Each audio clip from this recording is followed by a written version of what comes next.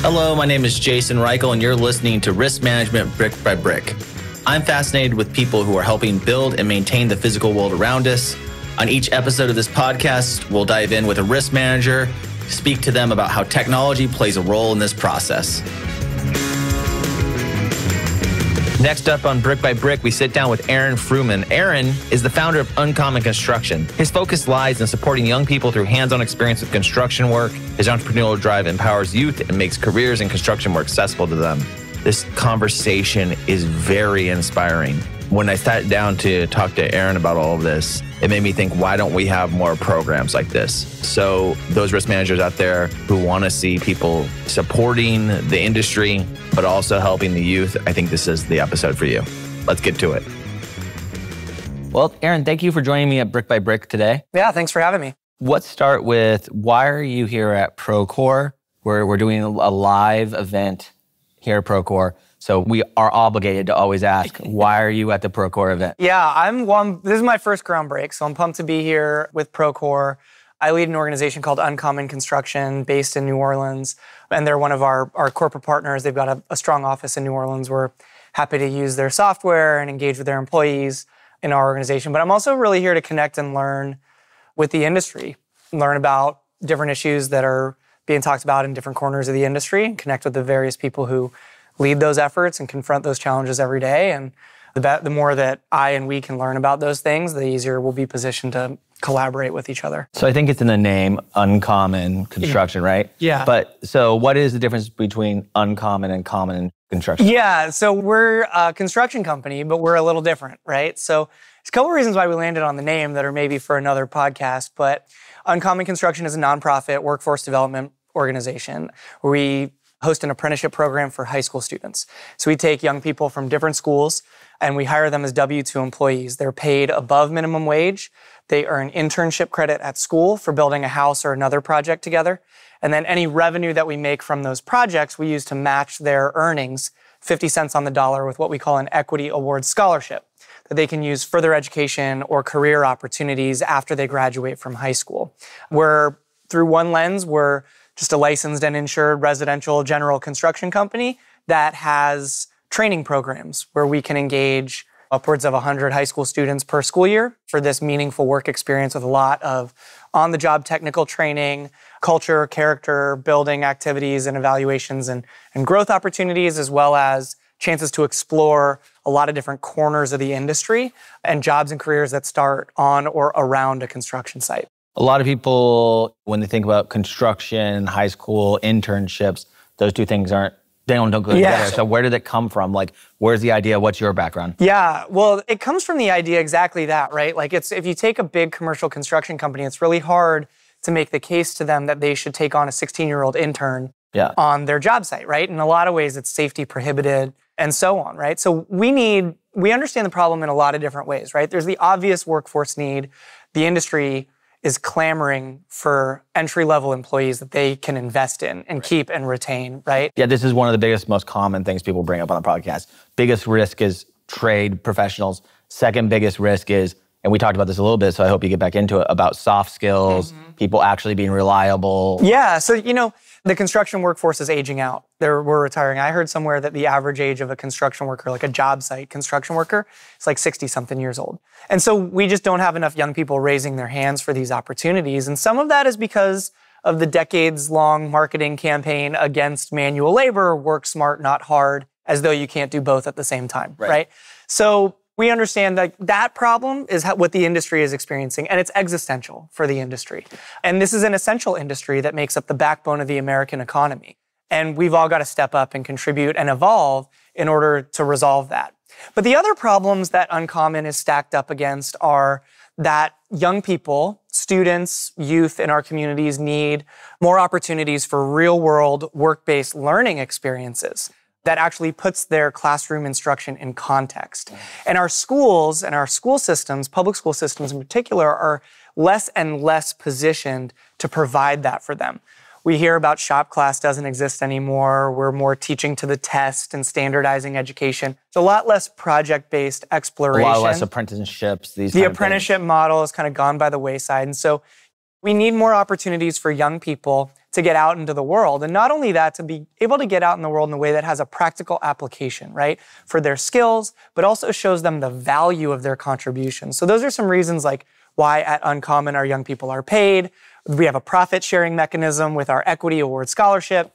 And so it becomes a lot more real than some fabricated activity led by the high school gym teacher where you're building a birdhouse maybe once every other year, right? You know, and I come to this work, or this work comes to me, I guess. It's been a big part of my personal journey. When I was in high school, it was never a question of whether or not I was going to go to college, just where. So I went to the public university in California that was furthest away from my parents' front door, right? Yeah. And we didn't really think much of it. And as a result, I didn't really know why I was there. I didn't know why I was going to major in political science or why I was going to do this. Maybe I'd be a lawyer, whatever. And then I dropped out in my third year. And I didn't really know what I wanted to do or where I wanted to go, and had lost a sense of who I was in the process. And I didn't drop out because I had bad grades or because I was going to graduate early. And again, I just was scared. I didn't know what I was going to do. The aim was the wall in front of you, right? And so that was January 2005. And then later that year after Hurricane Katrina, I happened to call the Red Cross to make a $25 donation. And it occurred to me to ask the operator how I could do what she was doing. She signed me up for a volunteer shift the next day. And I was a Red Cross volunteer from a couple days after Hurricane Katrina for 6, 7, 8 months, however long they would keep me. I did a couple field deployments and an extended stay in New Orleans. And I mention that usually in conversations like this because that was a really transformational and empowering experience for me. I was, as a 21-year-old recent college dropout, personally responsible for distributing tens of thousands of dollars of product to people who really needed it in a bad way. And nobody ever thought to ask me what paper or credential qualified me to do it. I was just the one working hard, learning quickly, made a lot of mistakes, right? But that's really important in those early work experiences. So that gave me a lot of confidence. And then I got my first job in construction as the least skilled worker at a day labor company. Very long story about how I ended up there, but I fell in love with the mental and physical rigor of a day on a job site. There's more math, reading, social engineering skills on a construction site in one day than most professions experience all year. I was making good money and I was meeting interesting people, and it was an incredibly formative experience for me. That kind of tumbled into going back to the Gulf Coast and being part of the rebuilding effort. I got real good at building houses with unskilled labor, realized I had a knack for teaching people, went back to school, got my degree, and then became a classroom teacher. And I taught middle school reading and social studies. But the traditional classroom didn't work for me. And it definitely wasn't working, the one I was trying to create for my students, right? So I just started thinking differently about the walls of a classroom and how we could develop a different relationship with them. And it just occurred to me one day, well, I guess if I'm supposed to do anything, I'd build houses with high school students and use the profits to pay for scholarships for the kids who build the houses. So since saying that, we've been operating 9, 10 years. We've hired over 350 high school students who've collectively earned over $400,000 in pay and scholarships. About 50% of our applicants say that they're industry bound, but like 80% of our graduates say that they're industry bound, and that's just self-reporting, right? Because there's still stigma associated with it. So the impact that we're having by creating this authentic work-based learning experience in an alternative learning environment has become really, really powerful. A big part of that is because we're a little uncommon in our approach, right? And you mentioned soft skills. And so we don't do credentials. We don't do the textbook curriculum, right? We leave that to the industry providers who are already really good at doing that. They just don't have enough young people signing up. So we create this like shock and awe, awesome experience where a young person builds a house from start to finish, has some skin in the game from their earnings and scholarship. And we really hang our hard hat, so to speak, on the development and demonstration of soft skills. And these are things that are more universally applicable, but are just really, really observable. Tested on the site. Yeah, like you go through the crucible of our experience, of the experience on a job site, and what you already have in you, it pulls out and strengthens. So these are things like looking for more work when you're done, right? Breaking down problems into manageable parts. They correspond under these categories that we assign badges to for your hard hat, so that then when our industry partners come out to engage, Like, look at the cool shit you did. look at the cool stuff you've done, and they can scan the job site and see levels of achievement and identify who they want to hire, who they want to bring onto their team. Say, hey, when so-and-so is getting ready to graduate, send them over to us. And so we're creating these earlier moments and opportunities for the industry as it exists today to connect with, build empathy, build relationships with a younger and more diverse workforce who they desperately need, and then showing that younger workforce the vast array of lucrative jobs and careers that may or may not require a 4-year degree. Yeah, and there's more things in construction than just working on the job site. Totally, right? I mean, we're at a construction software company, right? At their conference. And so we may have a kid a young person who's super interested in coding and whatever, and they're going to be that much better working at a company like Procore because they have spent 3 semesters at Uncommon when they were in high school. Right, and they understand what they'll provide. They understand their users, right? To use the tech language. Walk me through, what is the transformational experience that the youth seem to get out of this? Do most of them report a positive experience? Oh, dude. I mean, like, even if you've had a bad experience, right? We know that it was hard and I was so tired and I don't even know what it's like to build a thing that... Oh, you got to come out. Yeah, because I'm a tech guy, right? Like, I built stuff, but it's not... Well, let me ask you this. Like, who built your desk, right? You bought a desk probably on the internet. Yeah, right. Who put it together for you? I mean, I guess I did, Yeah. So, like, what did that feel like when you did that? Good to be done. And you use that desk every day, right? Right, yeah. So you did something that was hard, that was foreign and different for you, and now it's something that you benefit from every day. You experience the benefit of this product that you built, basically, right? You assembled it. So just extrapolate that out, right? You're a grown-up, and that's maybe not the first one that you've done before, but and it's a small-scale project. So now think about an alumni like one at our organization named Hunter, who was in our founding class of apprentices. And so has been where we like mirror that tech ethos of like lean startup. So every semester is an iteration and we're evolving and changing and all that stuff just within our program. And that's helped us be innovative and be more responsive with our users, problem solution alignment, stakeholders, and so on. But so take Hunter, who graduated high school having built 6 houses. And those houses have people living in them.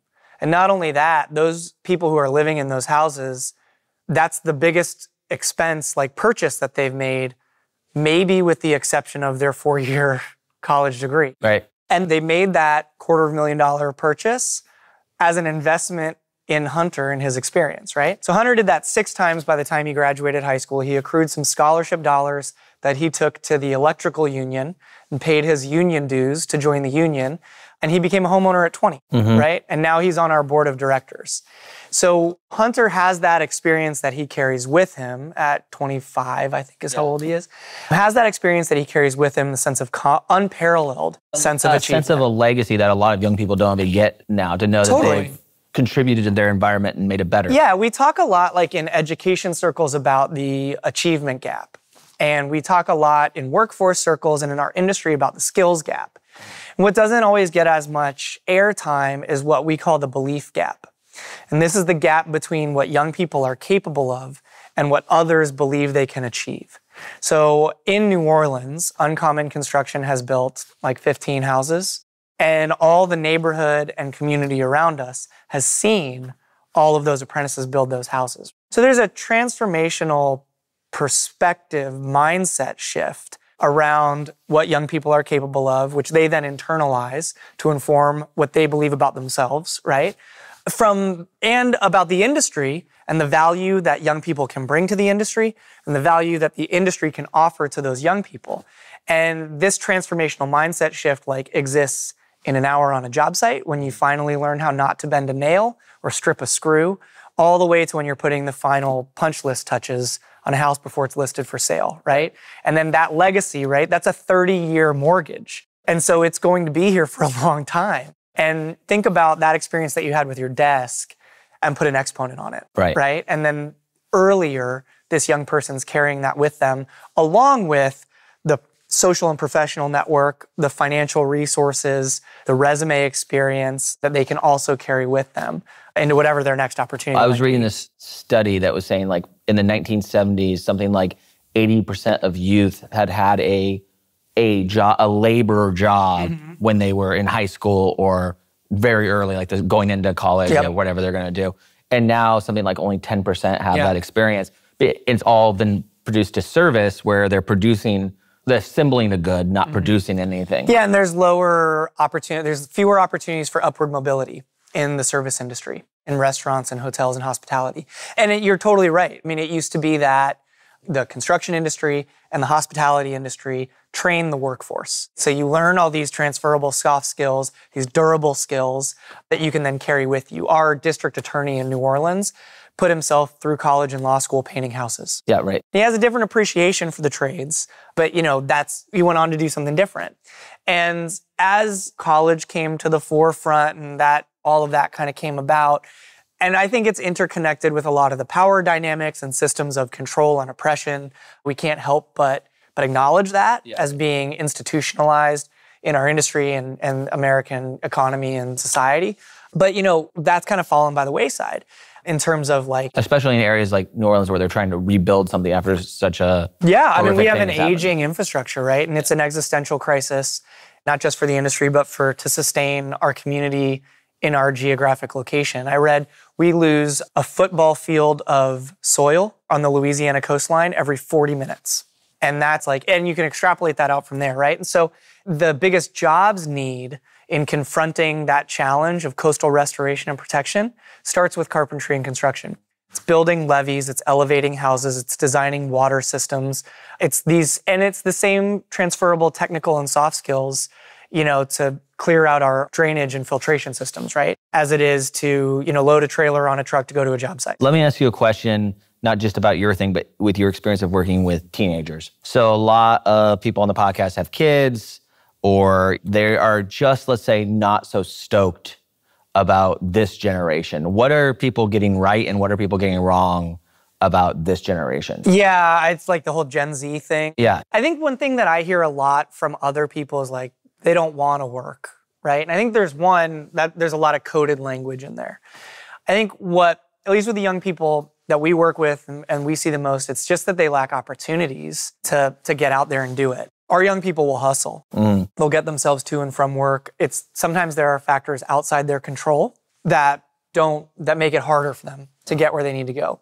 I think one of the things you're getting at is this sense of entitlement in Gen Z. Yeah, because I have a belief that we were all like that, right? And then getting opportunity and being put into environments humbles you and motivates you. I remember being in my high school and someone asking what I wanted to do for college, and I didn't even know the job that I ended up going to school for existed, right? Yeah. It wasn't anything that I was really aware of or how I could even get there. Yeah, I think a lot of what it boils down to is awareness and exposure, right? If you had asked me when I was 8, 9, 10 years old what I wanted to be what I wanted to be when I grew up, I'd say I want to be a doctor. Well, my dad's a doctor. I ended up being a teacher for a couple of years. My mom's a teacher. You know what your closest exposure is. And I think, in some ways, the upcoming generation gets a bad rap, right? From a few of the bad apples who have that loud entitlement culture and so on. I think there's something awesome, too, about what the next generation is going to demand and expect from their future employers. And I do think, it's not enough necessarily for the construction industry to just say, we've got a job for anyone who wants it, right? But we also have to make those jobs attractive. And we have to make those jobs sustainable and be able to work for the lives that people want to have. I heard an anecdote from a woman leader in construction at one of our construction partners who they didn't even realize, this is a woman-owned and led company, that some of their HR employment practices for job site employees are prohibitive. So when they look at for women, right? And that there's just the structure of being an hourly employee, which is what you have to be on a job site at a lot of companies, doesn't have access to the level of benefits that would make it possible to have maternity leave. So when you walk around a job site and you don't see a whole lot of women, oftentimes it's because they have to do more thinking about their family planning and what job they're going into and whether it's office versus field environment. And that leads to pervasive cultures of misogyny and so on that also gives construction a bad rap. And some of these things are true, right? And some of them aren't, and some of them are earned and some of them are unearned. I'm an example of this, right? When I was a kid in Southern California, there was a housing boom. And I used to burst out my parents' back door to go climb around on tractors and swing through the framing of houses that were under construction. But nobody would have ever thought to suggest to me hey, you might pursue a career in construction if you like doing that. I had to drop out, go to a day labor company, buck against the system, all that kind of stuff. Yeah. And I'm a dad. I have a almost 2-year-old daughter. And she's fascinated by trucks. Right, yep. Right? She's Mine like too, 8-year-old, but was totally. Face up against the window and she sees a track. Like, she's fascinated by it. And at some point, our culture will admonish her for that curiosity and will implicitly or explicitly teach her that she should see herself somewhere else. Well, where is that spark ever going to be in their day-to-day life going to be sparked again? Right. So that interest just becomes something that passes. Yeah, so I think I kind of beat the drum of awareness and exposure, and we can't fake it with young people. When we take our young people in our program and we ask them in their interview, what do you like doing? It's like, oh, I like playing video games, or I like doing this, or I like hanging with my friends and that kind of thing. But sometimes the limitations in those responses is just because we haven't given them opportunities to get exposure to other stuff. Yeah. So you don't know how good it can feel to work outside and sweat, and you can't be on your phone because it's a safety issue. And so we all just have to be here together right now doing this hard thing. And afterwards, we're going to look at it and be like, look at that desk, look at that house that we just built. Is the framework that you built, is it something that you see moving past just your group? Is it something that you're helping other cities and other people set up, or what's a long-term plan? Yeah, we're in an exciting moment of growth as an organization. We launched in New Orleans. We've been operating there. We're entering our 9th school year. It's been very iterative. We're really proud of our impact and the innovative model that we've developed, both business model from recycling, earned revenue, and working capital. As a nonprofit, we're 60 to 70% sustained by earned revenue, which is wild. So we take your dollar a little bit further when you donate to Uncommon Construction because we earn it back and reinvest it in our young people. But as well as the program design, right? Dispensing with credentials in favor of soft skills. And so we're really excited about that. So we're currently in a moment where we're growing and expanding and evolving again, deepening our impact in New Orleans. I'm excited that we are opening the Uncommon campus. So we're seeking sponsors, supporters, contributors, champions to help us establish our Uncommon campus as the symbolic and operational headquarters of our organization as we grow. About 1.5 years ago, we launched in our first new city. So we have programming operating in Minneapolis. We're taking the Mississippi River from both ends. Super, super exciting. We get inquiries almost monthly from a teacher, a construction leader, a potential funder, whomever, or some combination of those things in cities across the country who would like to see something like Uncommon exist in their community because it's different than an extended volunteer shift at Habitat, right? There's more accountability to a job. Yeah, it's a job. And it's integrated. We're sort of system adjacent with your school. And there's a lot of kind of nails that we hit on the head. And so we're exploring what that looks like to really scale and grow. And we think about our biggest vision as we build to scale our organization means that every job site everywhere has someone on it or connected to it who's engaged with our program, either as a youth apprentice participant or as an industry partner. When we think about that dual-facing mission of the direct impact that we have not only on the young people in all the ways I described before, but also on our various industry partners and their employees and giving them opportunities to share their knowledge and employment and company culture and so on, that could really lead to a transformational impact at a much bigger scale, right? And so we're really excited about that.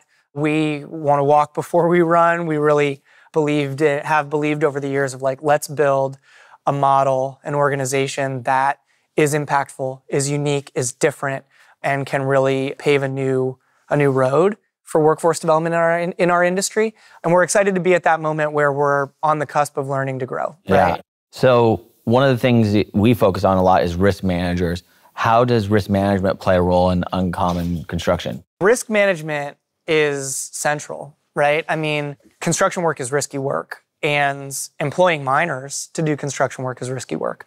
That's a reason why all of our high school students, all of our apprentices are W-2 employees covered by our workers' comp. We have restricted activities. We follow all OSHA requirements and so on our job sites. It really comes down to, in a lot of ways, being a values-driven organization. Is that the power of you being a nonprofit, is that you can more drive your organization by values versus... Yeah, I mean, I would challenge, I think... Could Uncommon Construction be a profit company? It is not profitable to hire 20 high school students every semester to build a house and provide their transportation and get them work uniforms and steel-toe boots and tool belts. That is not a profitable endeavor. And so because we're a nonprofit, we have a different bottom line. And so we can take an extra moment here and there.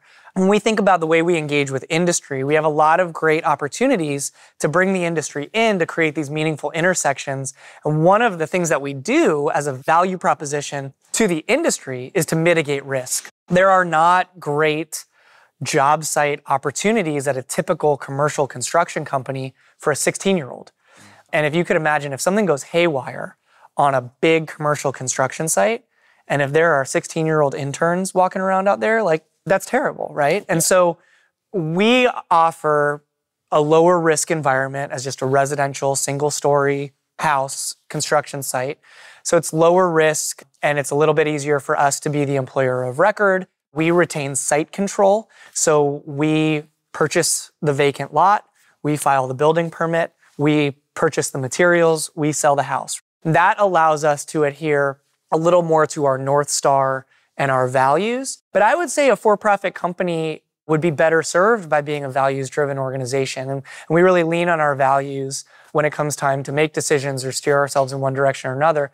Our values, the first one is safety. Safety, grit, integrity, and equity. And all of these interplay on each other, and they all have a very tangible as well as a character component. When we think about safety, it's both the physical safety, wearing hard hats and ladder safety and staying hydrated and no cell phones and all that stuff, as well as the feeling of trust and inclusivity that we can create on our team. So as a nonprofit, we can take a couple steps back to create a different kind of environment than you might experience on another job site where there's a harder bottom line for their profit margin. Yeah, right. Okay? You're controlling more of that ecosystem. Right, and so we can create a slightly more intentional environment that does mitigate risk for those partners and reduces their exposure while increasing the opportunities for them to engage in ways that have a higher return to them, right, and their interests. So whether it's corporate social responsibility, team building and culture for their staff, finding their incoming workforce, whatever it might be, we can sort of find aligned activities. Here's an example. We do partner build days and we pair those with a field trip experience. So we don't go on a field trip with our apprentices to a commercial construction site in the middle of the workday. It happens after school. And that's by virtue of our program design, is that our young people are in school during the week. And they work with us on a Saturday as their work day, right? And so when we go to a commercial construction site for a field trip and to engage with their employees and for a tour of that phase of development on the job site, we're doing it after everything's gone to bed. So it's not an active construction site. And so there's just some structural things that we can do on the management side, on the scheduling side, to lower the risk for those partners and make sure that we get a high impact from those engagement opportunities when they happen through the mechanism of our programming. Yeah. Well, thank you so much for joining me, Aaron. This is by far one of the most fascinating conversations I've had over the last 2 days. I think what you're doing is really amazing. It solves a lot of the core problems of exposure in this industry. It also brings back, I think, what my father's a longshoreman, apprenticeship, passing this down, teaching people self-worth. So it's just an amazing program. Thank you. Yeah, thanks for having me. I really appreciate it.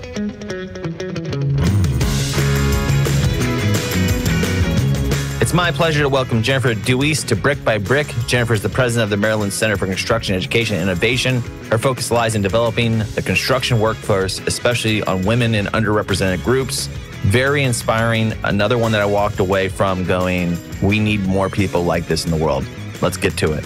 Jennifer, thank you for joining me on Brick by Brick. It's really wonderful to have you here. Thanks for having me. So when we're talking about the industry, your name came up, you did a panel here at Procore, but what is your background? How did you end up where you're at and where are you now for the audience? So I'm currently the president of the Maryland Center for Construction Education and Innovation. We're a nonprofit workforce intermediary with a mission to get diverse populations to careers in construction, which is interesting because I never actually thought I'd be in the construction industry. I had a major in communications and a minor in sociology. I thought I'd be like Mad Men working on Madison Avenue or something, doing ads for like Nike or something. And I couldn't get a job in advertising out of school. So I started working for Whiting Turner in marketing. And it was shortly thereafter that I realized that I could probably do construction for a living, but nobody had ever talked to me about that. I went to an all-girls Catholic high school. I guarantee there was not a single girl counseled to enter the construction industry, let alone like engineering or anything like that. Yeah. So I did about a week of project engineers training to be a better marketer. And I sat in there realizing I actually could do construction for a living rather than just market about it. So I spent about 6 years in project management for another construction management firm and then went back to marketing.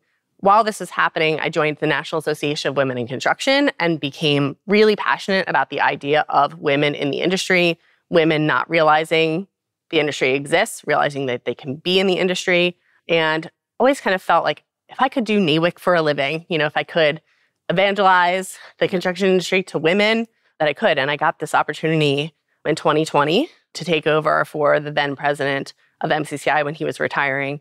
And it's been a blast since then. I've utilized all the connections that I had being in marketing and business development for the construction industry, and now using it to build a better industry rather than just build better projects. I think that brings up the big question, and one of the reasons I wanted to have you on the show, which is why aren't there more women in diversity in construction? What's the core problem, and how do we overcome that? So I think, honestly, that our workforce problem in construction stems back to the image of the industry. And half of it is stereotype, right? People not realizing the only interaction they have with the construction workers are driving down the street and sitting in, road construction, or when they maybe have somebody come to their house and have like a plumber come by to fix a toilet or something like that. And we all know that construction industry is so much greater than just those two things. And the opportunities are so vast. So people just don't know education. So the lack of education in there, even in schools, we're teaching residential construction in a high school. We're not teaching commercial. Right. And I don't want to knock residential because it is essential, but it's not as cool or as diverse of an industry as commercial construction. And that's where I think our big chance, if we teach commercial construction to kids, yes, some of them will go into residential, but vice versa is not happening. Yeah, when you're in commercial construction, some commercial construction companies are as big as corporations that we all know, exactly. Right? And there's diversity across all of those jobs, from office jobs all the way down to field level jobs or engineering jobs. Yeah, you can literally do anything for a job that you want to in the construction industry, and people don't realize that. You can be in IT, marketing, you can be in accounting, but also you could be, a laborer, you could be an electrician, you could do robotics. Like you can do absolutely anything in construction. So I think that's a message that is missing. But then the other part of our image is reality. We are not a diverse industry. We are an industry that prides itself on being hard to work in, but it doesn't have to be hard to work in. So I think there's an onus on us as an industry to realizing that we need to change if we really want to capture Gen Z, if we want to capture women and other underrepresented populations, because there's no reason why we still need to be doing business the way we've been doing it for like 2 millennia. Yeah, let's talk about the reality and talk about why organizations should face, what might be in today's time a hard reality to face, right? Everyone that I talk to on the podcast, CEOs of construction companies, risk managers are all talking about a lack of talent in the pool. In a lot of ways, we are to be blamed for that reputation of having lack of not being involved in education, not being at career fairs, not being at all these elements that draw younger people into it. Not even talking about diverse people, just talking about young people in general, right? And then on top of that, we're sometimes not sending people out who represent the people, women and minorities and other things like that within our ecosystem. How do you want the industry to respond to that? What is the right actions to be taking? There's lots of different things you can do. One, like you're saying, is showing up to a career fair and making sure that you show up with something really cool and engaging. Don't just come up with a booth with some candy on it and a hard hat and a couple old white men standing at the booth. Yeah. Not to knock old white men. My father, and I spent my career and not to with knock hard candy either. Exactly. No. But we have such cool stuff. And if you go to this trade show here, you see the expo, you see people with VR headsets. They have really cool interactive things. Bring that to schools. That's what's going to attract kids And their parents too, because we have to sell it to parents as well.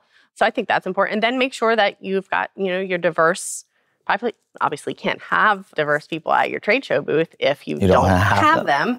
But you have to be intentional. And be honest too, I think, right? Yeah. Be honest and have a dialogue that like, hey, we would love more people like you. We don't have people like you. What's that going to be like? I mean, I come from the tech industry, similar issues. And sometimes, you have to call out. I mean, you probably face this in your career, the tokenization of these people as well. So it's a hard thing to make that transition and also not make it a cringy, I guess, is for lack of a better word. What have you been seeing that works with you really getting people interested in this industry? So I'm from Baltimore. And when I was president of our local NAWIC chapter, so National Association for Women in Construction, we founded a local camp for middle and high school girls. We've just finished our 8th year of camp, and we usually only have about 25 girls in camp purely because of our space limitations, and it's completely volunteer run, but it's been amazing. We've had girls coming back year after year, bringing their friends, and it's been super awesome to see the industry really involved, and they get really excited to bring not just their women there, but the guys get really excited too, meeting these young girls. And it's really cool to see that, maybe these girls still aren't 100% convinced that they can join the construction industry, but their minds, they now know it's open to them. So those types of things, like getting involved in your local schools, going to a career fair, speaking actually to a classroom and bringing some really cool stuff, making it's not just this boring thing. I think that's the important part of educating the minds of the industry or the kids. We have a guest speaking program in which a teacher can come to us and say, hey, I've got a classroom full of young Black girls that really want to be architects. So I'm going to reach out and find a Black woman architect to come talk to them so they can relate to her, see themselves, and see the possibility of success. Yeah. I mean, I remember being a kid in high school and not even knowing that some of the jobs that I do now were even available to me. Exactly. I grew up in Seattle in a blue collar area. My dad was a longshoreman. It was like those were the steps that you would take, and only because I could see them. So I think that visibility is very important to helping with the issue. And then also passionate about trying to figure out ways that this industry can bring people in and adapt and change so that everyone can feel the pride of building something for generations past where they are in time. I think that's one of the unsung heroes of our industry, is that it's actually something that's very physical. Building the built world is contributing to society in major ways. Yeah, and I think one thing I've heard people from the industry say the pride they feel in building, which is important, but I also think it's the fact that we're changing the world. And younger generation, Gen Z, women, minorities, like stats show, they care about the impact they're making with their job and their lives. And you literally can't impact the world more than you can in the construction industry. Doctors can't save lives if there isn't a hospital to save them in. Teachers can't teach people if there's not nothing happens. We wouldn't be here today if it wasn't for the built environment. So I think that message needs to get out there and like loud and proud that we are literally building the world. We're making a difference every day. And I think that's super important for young people to realize. I was reading an article, I think it was in the New York Times, and they were talking about there's a deficit in our culture today about affecting our proximity. Because of the internet and because of culture, we're tied together, but we're not tied to our local environment. Right? And I think that the construction industry is an interesting way to see proximity in effect for people. So even those girls in camp, seeing how this all works and then understanding when they're driving past a construction site, what's going on, and all of that kind of leads to a better sense of community. Yeah, so we have a brand called Build Your Path that was brought in as a career guidebook to talk about careers in the industry. And then we started videos about those that we put on YouTube about the industry. And then very recently we switched them to not just talk about, I want to be an electrician, and this is, what I do for a living, and this is how much money I make, and this is how I had to become one. Now our most recent one that just launched was about capital project management. What the heck is that? Kids have no idea what a capital project manager was, but we didn't really talk too much about the job, the day-to-day of it. We talked about the impact that capital project management has by going to one of their clients that it's a school for kids with trauma. And we talked about the impact that the projects are going to have on the students, on the local community. We had a delegate come and talk about, like, it was a really cool, like, yeah, this is one project, one part of Baltimore City, but this is the ripple effect this project's going to have. And I think that's the cool part, like what you're saying, the local connectivity that people don't realize. Yeah, and I think that's amazing. One thing I noticed is that you just received a big grant for your program. Yeah. We were talking about it before the show. What is that about, and how are you going to put that to work? Yeah, so in Maryland, there was legislation passed a couple years ago called the Blueprint for Maryland's Future. And it's talking about revamping our education system and making it a place where every Marylander can thrive. And Pillar 3 is a career and college readiness. And part of that says that by 2030, 45% of Maryland high schoolers will have gotten an industry-recognized credential or a registered youth apprenticeship. Right now, we're at 1%. We have 600 kids a year, which is still a huge number of kids that are doing apprenticeships. And they're in all kinds of industries. I think about 15, 16% of them are in construction because, we're an industry that already has embraced the idea of apprenticeship. In Maryland and probably in the entire United States, the majority of apprentices are in the construction industry. So what my organization, we partnered with a couple others to create the Maryland Apprenticeship Connector. And we got a $3 million grant to help create an infrastructure to scale up apprenticeship in Maryland. Really excited about it. We have just about a year to do all this work in, which is terrifying, but also really exciting. We have a lot of really great momentum and support from the Department of Labor, all of the different higher education institutions and industry. But the only way we are going to get to the numbers that we need to get to is by industry realizing that they have to hire high schoolers. And I talked about this yesterday in my breakout session. We absolutely can hire somebody under the age of 18. It's happening every day. They work already. They have jobs, in restaurants and babysitting and lifeguarding. And a lot of people say, well, I can't legally, which is not true. In Maryland, at least, I'm sure in other states, because I know other states have youth apprenticeship, there's like an OSHA student learner agreement that says as long as this person is being mentored in a 1-to-1 ratio, they're being supervised. It's not like you're sending them off to, run. Do a jackhammer on Exactly, by themselves. And they're learning. And I think that's what's really important. And I know some people are nervous about the kids possibly leaving school early, but most seniors have completed all of their requirements to graduate. They only have a math and English that's left to do. Why not put them to work actually creating a career rather than just making a paycheck at Chick-fil-A? Yeah, right. I can't remember the source, but I read that having like a real non-service job is one of the leading indicators if someone's going to make it through college or make their even monetary aspirations as an adult, because it teaches us very young a lot of the habits that are needed to complete work. I'm not knocking schools, they're doing their best, while schools have transitioned to trying to educate as widely as possible, we still require some level of specialization, some level of focus on a particular thing, which a lot of these apprenticeships give in areas. Absolutely. And apprenticeships can run the gamut. The largest apprenticeship provider in Maryland is the NSA.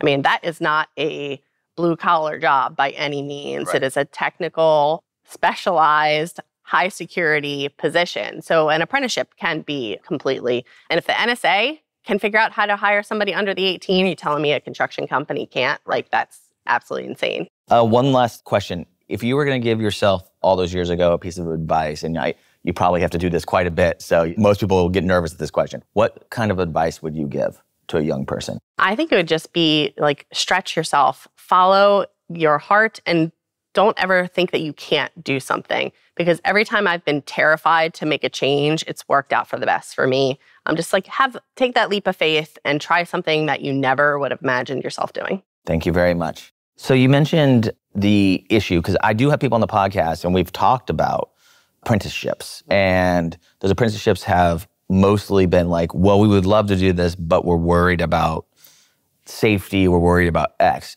Is that, our audience is a lot of risk managers, is that a cop-out?